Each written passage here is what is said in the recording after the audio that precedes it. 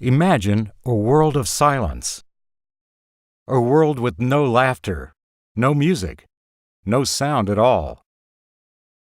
Now imagine a device that would allow access to all of that and more. A device that would allow a child to hear birds sing, to hear a grandparent whisper, "I love you," and to hear a mother's lullaby as they drift off to sleep. Imagine the possibilities this device would provide. Now imagine, no one told you about it. That's the reality for many parents with deaf and hard of hearing children. Less than 5% of newly diagnosed individuals are given information on cochlear implants.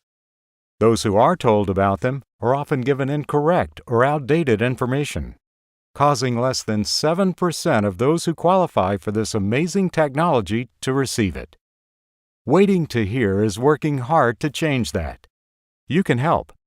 By signing up for programs like Kroger Community Rewards and Amazon Smile, you can support our mission for free every time you shop.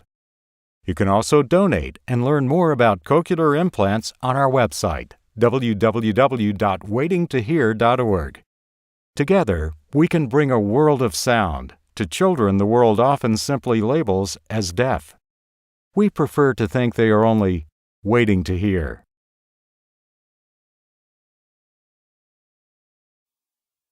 Saturday, October 8th, join Waiting to Hear at the 21st Annual Davenport Council Area Oktoberfest at the William P. Harris Recreation Park in beautiful Buchanan County, Virginia, as they present their third annual Bionic Duck Derby. Come enjoy all this family-friendly festival has to offer. Then watch toy ducks race down the Russell Fork River to win prizes for their sponsors. Visit with costume characters at the Waiting to Hear booth and do it all while supporting a great cause. Proceeds from the event support Waiting to Hear's local programs to help deaf children hear. Duck sponsorships are available now at waitingtohear.org.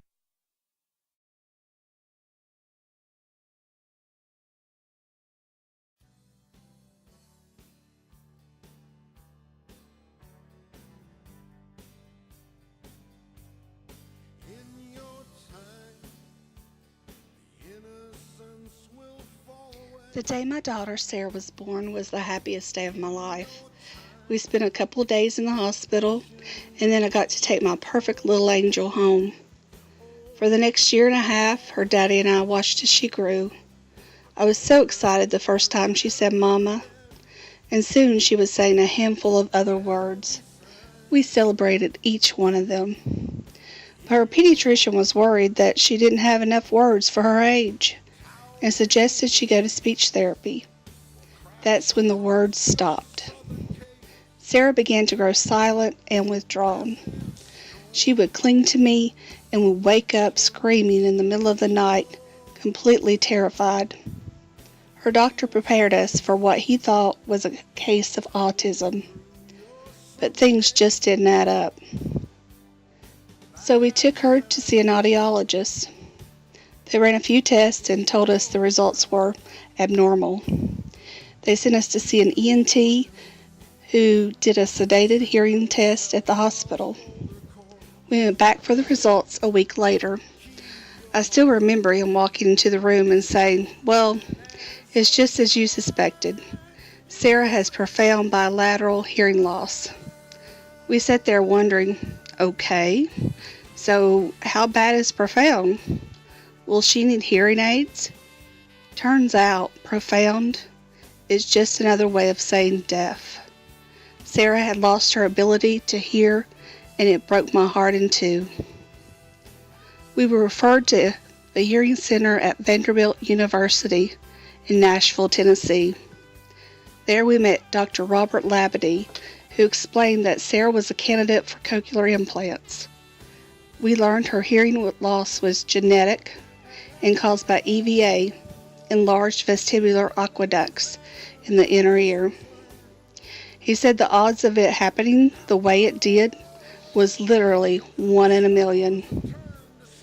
A few months later, Sarah had surgery and had 2 cochlear implants placed. 3 weeks later, my baby girl's implants were activated and she began her journey back to the world of sound.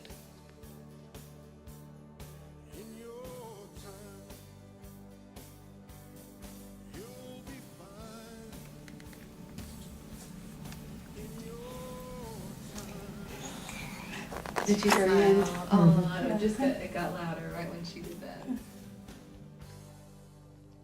Along the way, we have met some amazing professionals and many families with stories just like ours. We also learned that we were the lucky ones.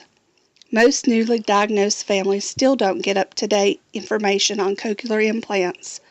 Many are left to do the best they can. God blessed us and gave Sarah the miracle of hearing using cochlear implants. Sarah is now testing at normal hearing levels and is preparing to enter a mainstream kindergarten. The implants have restored her confidence and given her a world of opportunities. EVA may have taken Sarah's hearing, but with the help of her cochlear implants, she's taken it back.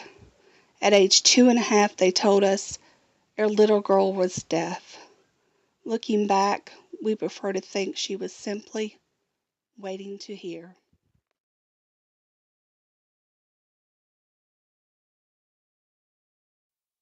Break out your most colorful Hawaiian shirt and island attire. It's time for Waiting to Hear's Loud Shirt Gala, October 21st at 6 p.m. at the Holiday Inn Conference Center just off Exit 7 in Bristol, Virginia. Enjoy an island-themed dinner and the Jimmy Buffett-inspired tropical sounds of the Key West Band's Michael Armstrong and award-winning still pan artist John Patty.